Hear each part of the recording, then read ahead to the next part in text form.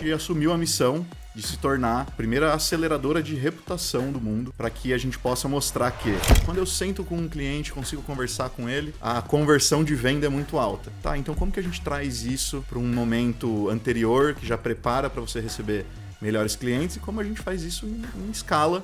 A sensação de intangibilidade do impacto de PR, ela fica muito mais latente quando você não consegue entender o ecossistema, tanto de comunicação quanto de comportamento do seu consumidor. Responder essa pergunta é um dos nossos grandes objetivos nos últimos 4 anos, vamos dizer assim.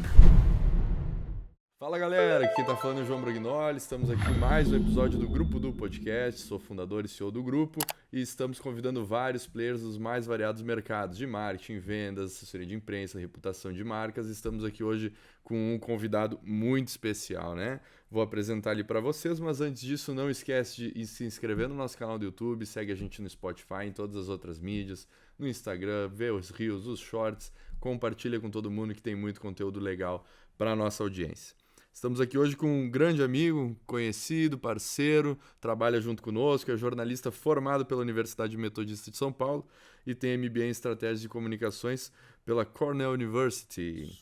Comandou grandes marcas, conteúdo de grandes marcas como Itaú, Volkswagen e o comitê organizador dos Jogos Olímpicos Rio 2016. É fundador e CCO, né?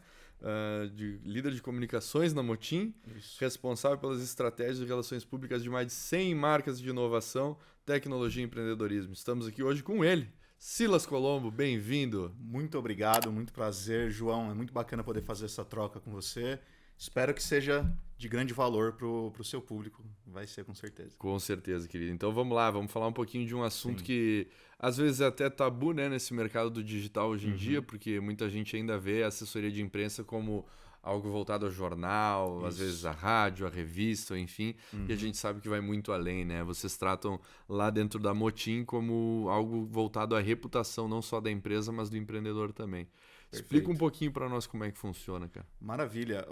A Motim, nesse quase uma década de aplicação da metodologia própria que a gente criou, de trabalho das relações públicas, grande parte delas sendo feitas pela imprensa, pela assessoria de imprensa, como o pessoal conhece, a gente conseguiu construir um racional que, além disso que você acabou de falar, o pessoal também vê a assessoria de imprensa como um custo, não só uma coisa de jornal, não só uma coisa mais tradicional, engessada, mas também como um custo, e entende muito bem o impacto disso no desenvolvimento de negócio.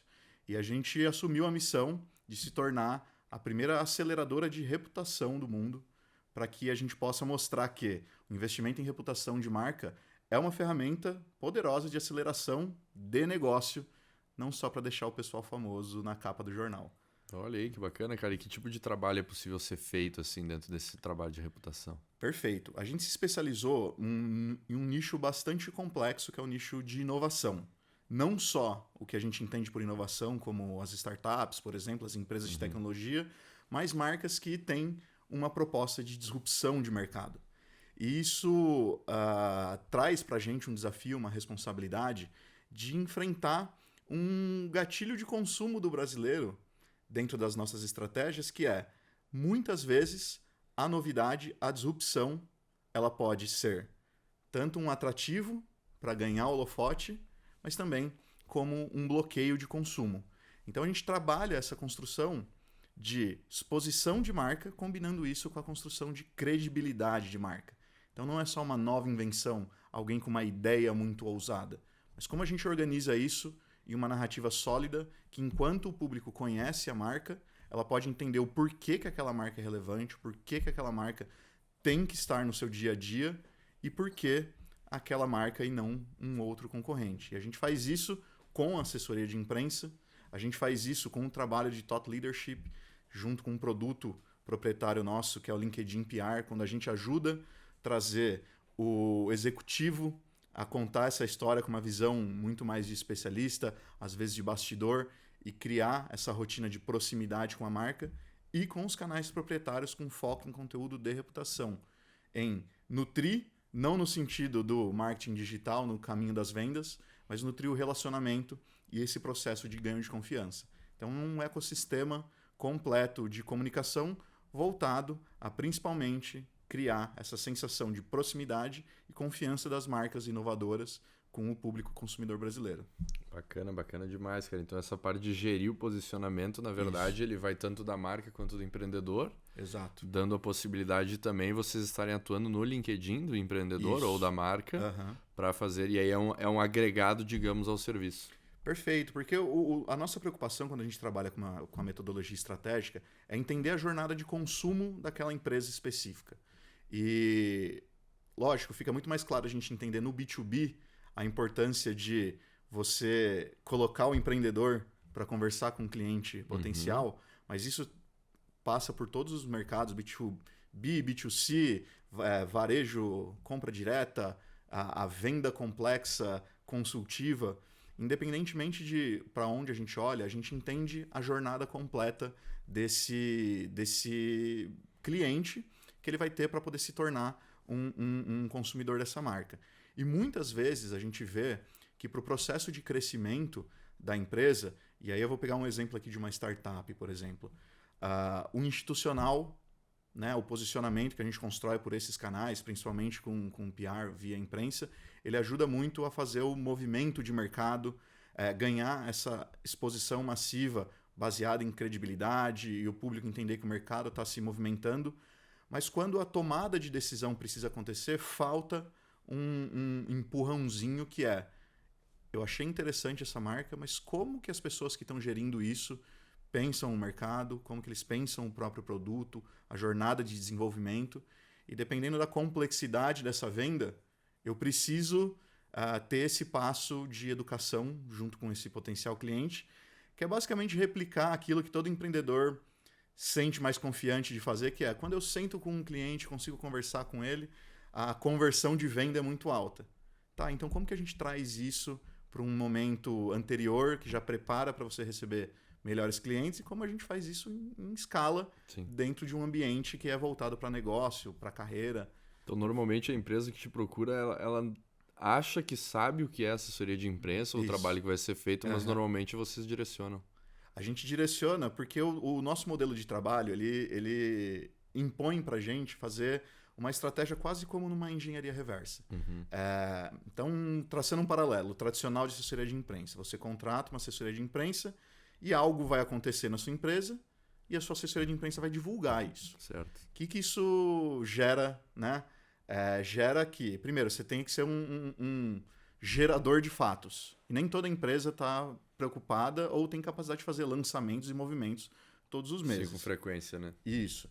E o outro ponto se você só divulga o que está acontecendo, na ordem que está acontecendo, do jeito que está acontecendo, você acaba gerando um problema que a gente resolve muito para outras marcas, que eu tenho uma exposição, mas o público não está entendendo muito bem o que é a minha empresa, por que a minha empresa e o que eu quero propor.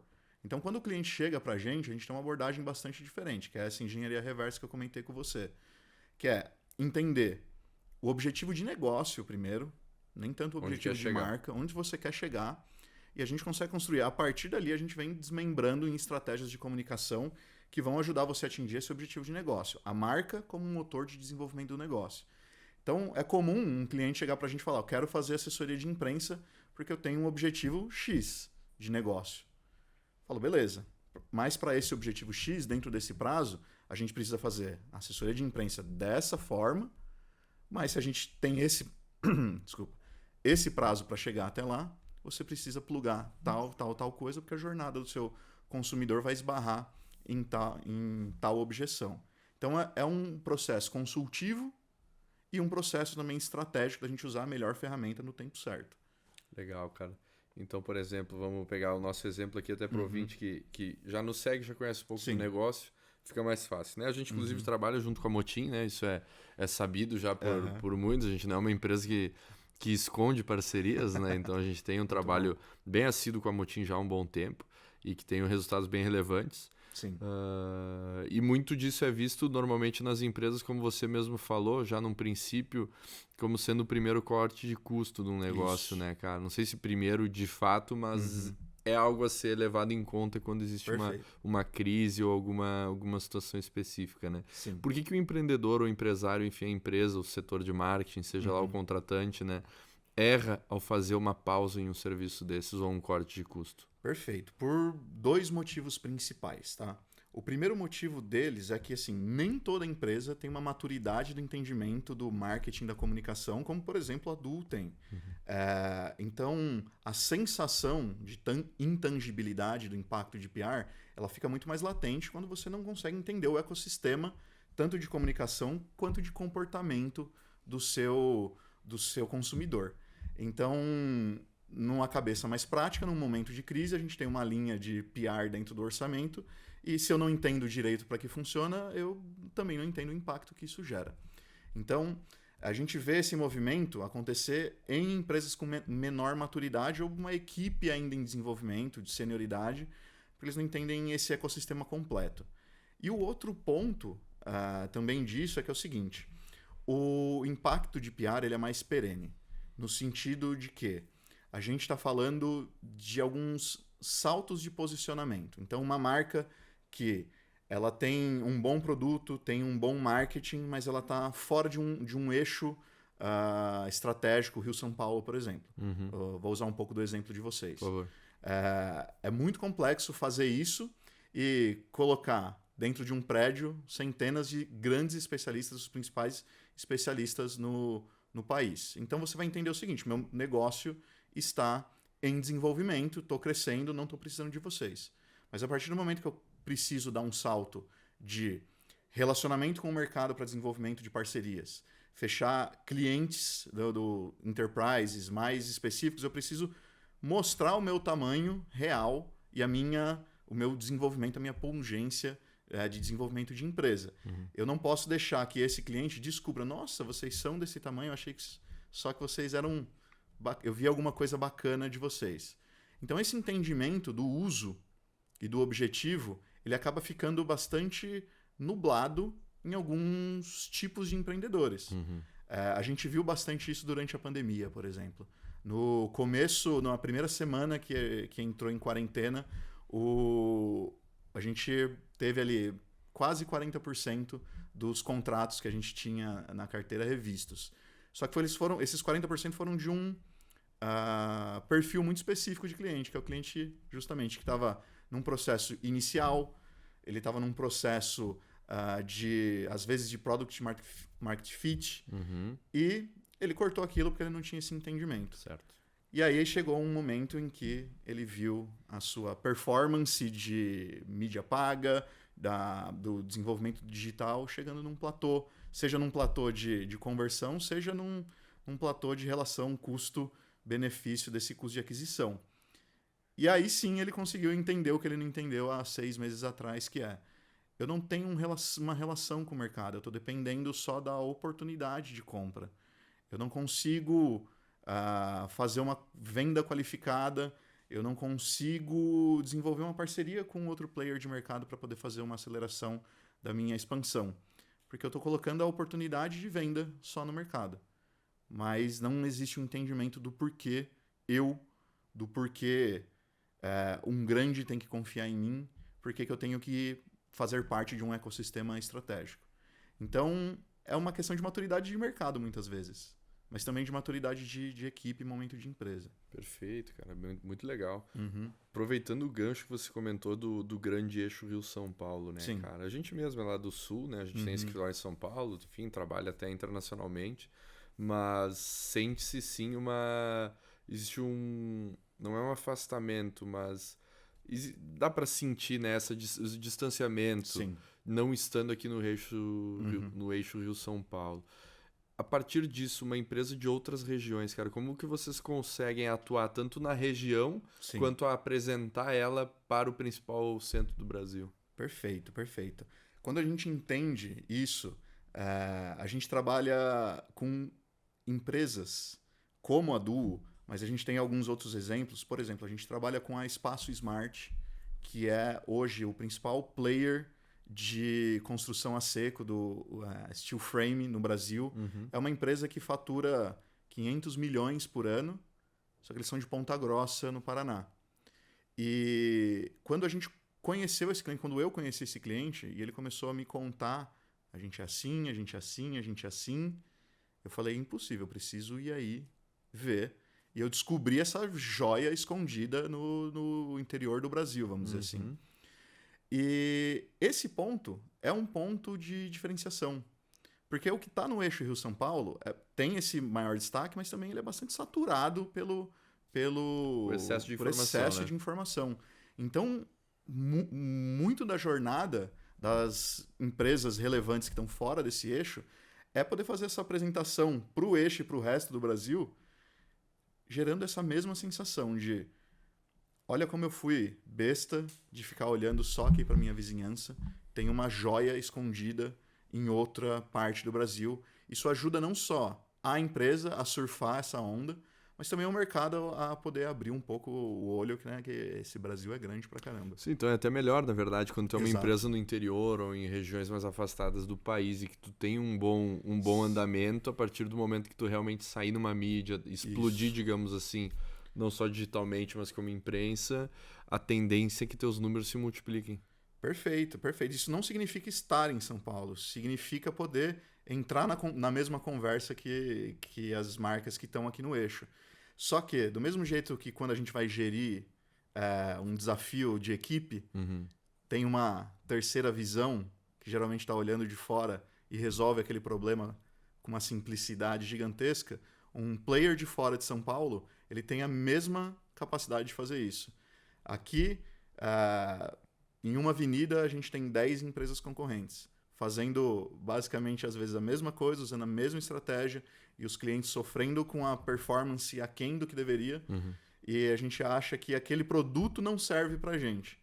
E aí chega alguém com uma visão fresca, com outros tipos de desafios, com a expertise nos mesmos desafios deles, com uma visão só fora daquela bolha, e resolve aquilo com uma simplicidade ou com uma facilidade muito maior do que o pessoal que está aqui brigando ombro a ombro. É impressionante. É um frescor que é totalmente necessário para o mercado.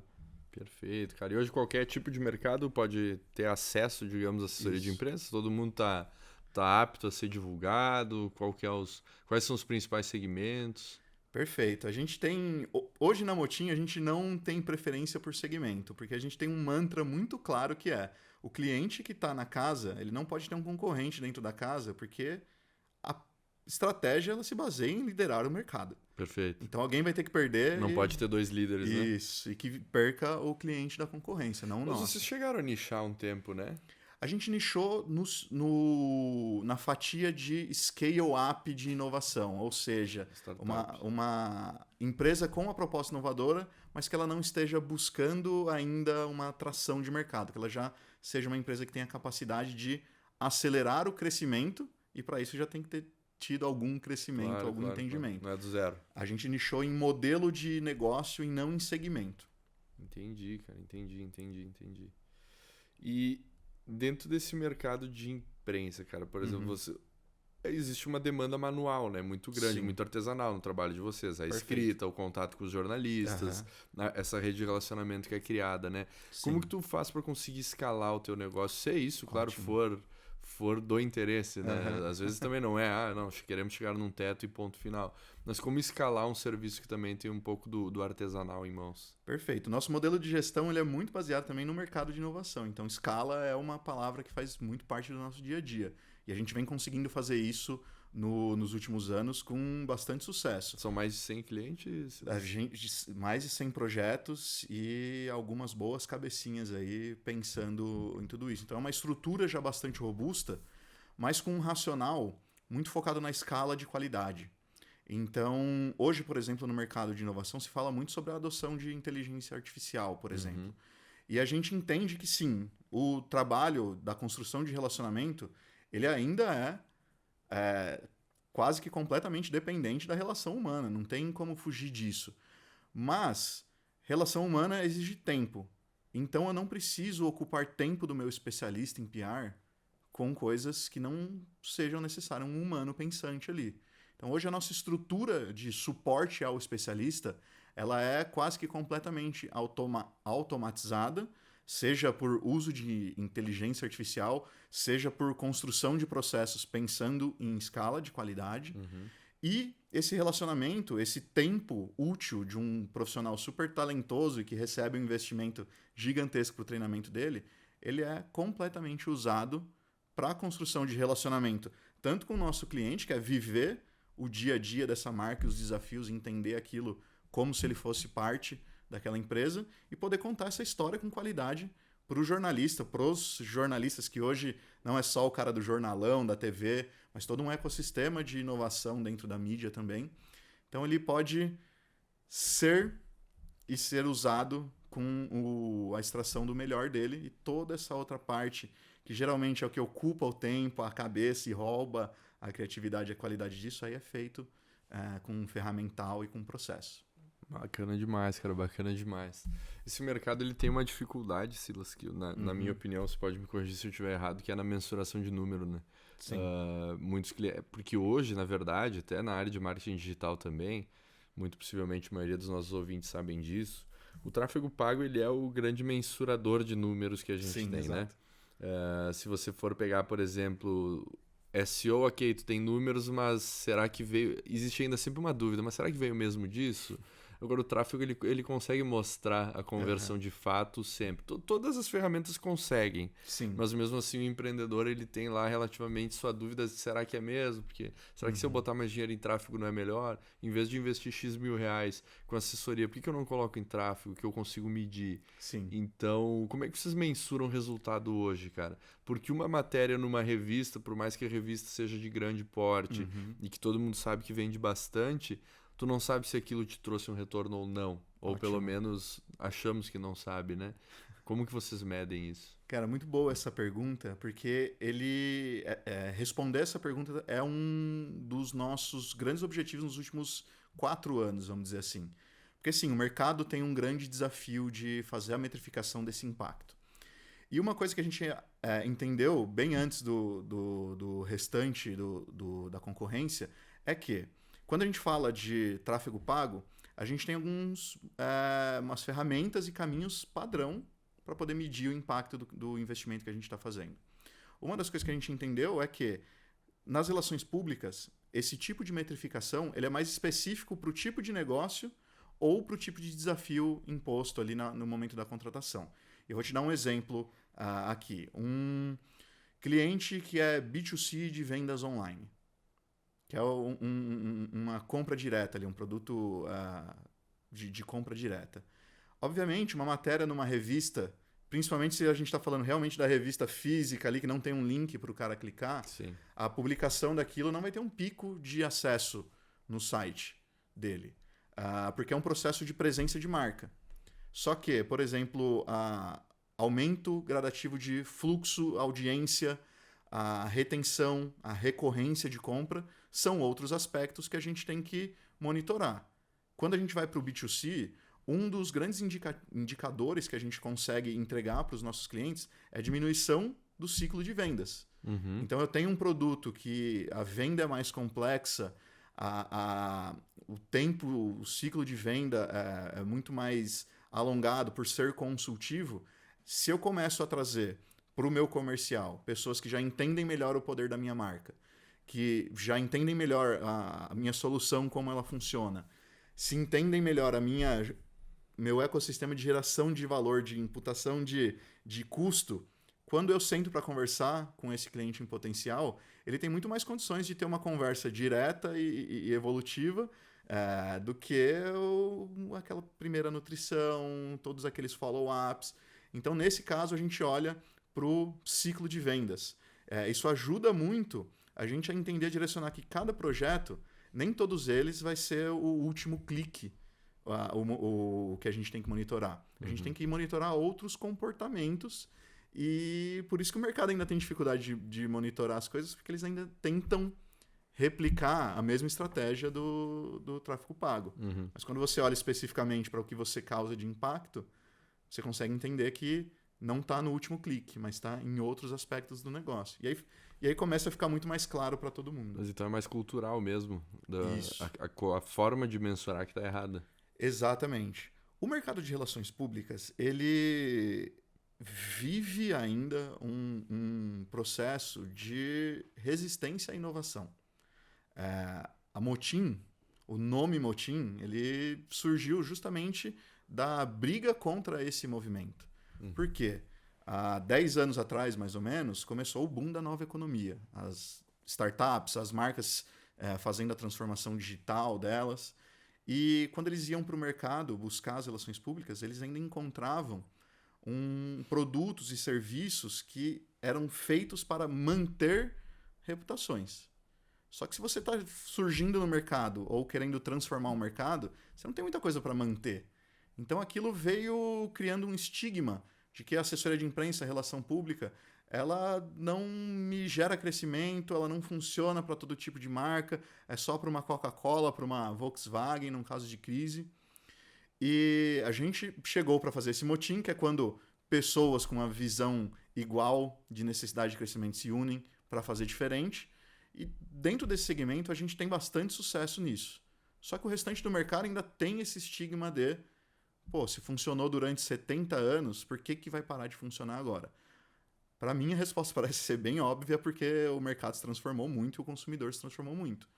Mas existe um processo de desafio de educação de mercado, primeiro, tanto do empreendedor novo, que ainda tem essa visão antiga, quanto do próprio profissional de relações públicas, que acha que é uma invenção de professor Pardal, aquela coisa maluca.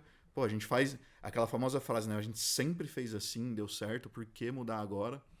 Então, é um esforço grande de transformação de mercado. E é engraçado que a gente sempre cai em algumas mesas de negociação e o pessoal fica nossa, que inovador isso. E a gente tem quase 10 anos de mercado já. Sim. Então tem uma resistência à transformação, esse mercado também. Para mim é muito claro, cara, a partir do momento que a gente decide, por exemplo, participar de alguma premiação, concorrer a algo, e aí leva isso para mídia. Eu enxergo muito essa parte da imprensa, de como o nosso nome, a nossa reputação tá ancorado por players da imprensa, né? Sim. Vamos ao nosso mercado aqui, Propmark, Meio Mensagem, Sim. ABC da Comunicação, entre outros. É como ganhar um prêmio. Exato. É como ganhar um prêmio. Isso. Porque é como participar de uma feira, é como estar presente em um evento, é como palestrar em algum lugar. Sim. Eu acho que tem correlação direta. São os intangíveis. Eu ir palestrar em algum lugar, sei lá, representando o Sebrae. Vou agora, inclusive, né? No final de semana, lá em Maceió, palestrar para eles. Cara, não tem negócio envolvido, entendeu? Eu não sei se alguém vai me contratar porque me viu lá. Mas eu acho que é a junção da construção de reputação ao longo do tempo que vai construindo essa imagem e podendo, eu acho que a principal métrica é realmente diminuição do ciclo de venda, né? Isso, e tem uma outra coisa. Vamos pegar um exemplo, por exemplo, de agências. Agências, a grande parte ali do modelo de negócio é participar de concorrências, né? Sim. Concorrências criativas, estratégicas, de preço ali. E para você estar nessas concorrências, você precisa ser top of mind. O cara precisa lembrar que você Convidado existe. para tal. Exatamente. E esse processo de eu poder estar com frequência construindo uma conversa interessante, que é periodicidade, relevância e a frequência nesses veículos, como por exemplo, Meio Mensagem, Propmark, Mundo do Marketing. Às vezes você não fecha o negócio no momento da publicação, porque aí é quando tem uma necessidade latente de compra mesmo. Mas você começa a construir esse processo de reputação para ser chamado para essas concorrências, para, no momento da concorrência, quando fica 2, 3 agências ali e o gestor de comunicação precisa falar qual desses eu vou arriscar, porque se der errado, o meu chefe vai comer meu fígado. Eu vou nesses caras aqui que estão movimentando o mercado, que estão tendo todos esses selos de credibilidade. Porque se der errado, e às vezes pode dar errado, eu posso virar para o meu chefe e falar, cara, mas eu contratei o pessoal mais gabaritado do mercado. Aconteceu. Esse processo de credibilização, junto com o processo de top of mind do pessoal, é importantíssimo para esse modelo de negócio. O monitoramento de métricas, como a gente tinha falado antes, ele tem que estar muito mais voltado aí do que o clique direto de uma publicação de uma matéria. Então, essa construção, você disse perfeitamente. Por que eu estou numa feira? Porque eu preciso estar no dia a dia do meu segmento. Só que tem feira todos os dias? Eu tenho budget para estar numa feira todos os dias? Não. Mas a gente consegue estar praticamente todo dia na mente desse pessoal, levando informação relevante, sendo um parceiro na resolução dessas dores, de direcionamento, de entendimento do mercado, via imprensa, por exemplo. Então, você matou a charada. Boa, cara. Legal demais, legal demais. Silas, vamos fazer um bate-bola aqui? Claro. Vamos lá, cara. A gente sempre faz aqui um bate-bola com nossos convidados, né? A gente Perfeito. tenta tirar um pouquinho não só do empresário, do empreendedor, do fundador, mas também um pouquinho, às vezes, da vida, né? Quem inspirou, enfim. Então, Sim. são algumas poucas perguntas aqui para tirar de você um pouquinho de quem que é o Silas, né? Perfeito. Então, vamos lá, cara. Me contem um livro de cabeceira. Um livro de cabeceira atual é 12 Regras para a Vida, do Jordan B. Peterson, que ele está me ajudando a organizar muitas coisas que eu já sei. É o momento de organizar o conhecimento que eu já tenho, não só de trazer novos conhecimentos. Excelente, cara, excelente. Uma inspiração profissional. Uma inspiração profissional, primeiro, uma resposta clichê, meu pai, porque é uma pessoa que eu acho que eu nunca vou conseguir chegar num nível de paixão pelo que faz do que ele, mas a busca por isso me ajuda a superar desafios com mais facilidade. E um profissional que não é exatamente do nosso mercado, mas é o Simon Sinek, que, como você mesmo disse, nosso mercado é muito dependente de pessoas e ele traz muito da performance de negócio voltado para pessoas e eu gosto muito disso. Boa, boa. Inspiração pessoal? Inspiração pessoal, eu me inspiro muito nas pessoas que estão do meu lado, trabalhando todos os dias. Um processo que é muito bacana, a gente transforma alguns dos nossos especialistas, gestores, em sócios da empresa, em momentos da jornada deles, porque para mim inspiração é a pessoa que chegou no mesmo problema que eu e conseguiu resolver mais rápido, mais eficiente, melhor do que eu, essa pessoa ganha o meu respeito, minha admiração por muito tempo. Então, Pra gente fazer um cortezinho aqui no nosso bate-bola. Vocês têm modelo de partnership? Como é que vocês fazem? A gente tem um modelo de partnership, então muito do nosso modelo de gestão ele é muito inspirado no modelo de inovação também. E a gente cresce muito rápido, mesmo sendo uma empresa de serviços, com algumas taxas ali comparadas à startup mesmo.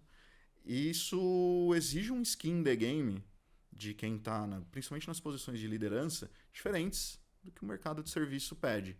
Então a gente acredita que nada mais justo, já que a gente está propondo uma abordagem nova, que a gente vai errar junto e ter essa responsabilidade de acertar junto também, a gente poder dividir o bolo junto com quem está carregando esse piano com a gente. Boa, legal, cara. Legal. A gente tem um formato similar também. É muito bacana. E eu sei que muitas agências, muitas pessoas têm visto muito as coisas dessa maneira, né? E a gente tem visto muita empresa crescer também por estar utilizando esse tipo de modelo. Exato. E se a gente fosse fazer igual, a gente sabe qual que é o parâmetro de profissional de mercado. Como a gente não está fazendo igual, a gente tem que contar muito com a vontade de resolução de desafios dessas pessoas e a melhor forma de reconhecer eles você tá criando um novo bicho, tá aqui um pedacinho dele para você curtir também. Excelente, excelente. Voltando pro nosso bate-bola aqui. Quando não está trabalhando, a gente encontra o Silas aonde, cara? Vocês encontram o Silas, muito provavelmente, tocando teclado numa casinha no meio do mato, em Boiçucanga, junto com o meu amigo de longa data, as minhas bandas de adolescência e fazendo uma pausa pra cachoeira no meio do dia.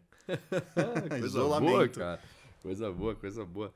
E tu é um cara que palestra também, né? Tu faz palestras, tem uma movimentação. Eu faço palestra mais no dia a dia falando com a minha equipe, mas também faço uma para público geral. É que eu gosto de falar, como você pode ver aqui. Legal. E aí prefere um afastamento aí quando tá mais tranquilo. Isso, exatamente. Boa. Por que tu faz o que tu faz, Silas? Porque uma coisa que me dói é alguém ter uma boa ideia, um super talento, enfrentar um desafio e, no final das contas, essa transformação que a pessoa queria trazer para o mundo ficar guardada e essa ideia morrer porque ela não chegou para um número suficiente de pessoas. Eu acho que essa oportunidade de dar vazão para empreendedores que têm aquele brilho no olho. Você sabe muito bem, a câmera tá pegando agora que esse brilho no olho, ele morrer por falta de as pessoas conhecerem Isso é uma coisa que me incomoda. Então eu quero que isso aconteça cada vez menos no mundo. Boa. Então, por isso que eu acordo todo dia. É isso aí, cara. E por quem você faz o que você faz? Olha, eu vou te falar. Eu ainda não tenho filhos, mas eu faço isso por família. Meu pai e minha mãe, eles tiveram ali uma jornada bastante dura para que a gente saísse da onde a gente saiu, para poder fazer faculdade, para poder ter coragem de empreender. Então, hoje, todo o meu esforço de mimar pessoas com o sucesso da minha empresa é pro meu pai e pra minha mãe. Que legal, cara, que legal. Que legal, muito bom.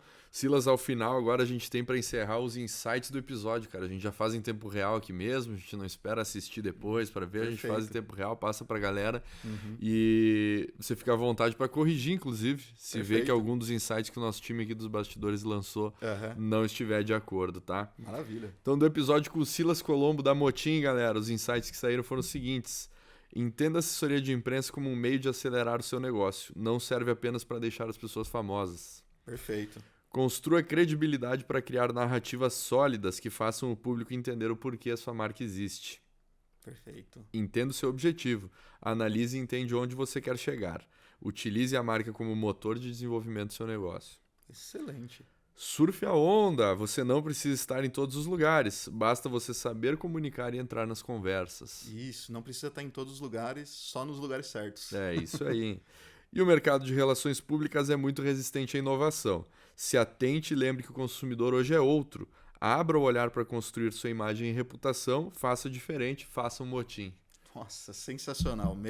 Tá melhor em relações públicas do que a gente, a sua equipe aqui. É isso aí, Silas. Demais. Muito obrigado. Muito obrigado. Foi um prazer, Valeu. foi uma honra. Grande Galera, oportunidade. se inscreve no nosso canal, segue lá no Spotify. E Silas, quem quiser encontrar você ou a Motim, procura onde? A Motim vocês podem encontrar em todas as redes com @motim.cc, casa a casa, e o @silas.colombo também, em todas as redes. É isso aí, então segue o Silas lá. E muito obrigado, querido. Excelente Valeu. episódio, viu? Muito obrigado. Até a próxima. Valeu, gente.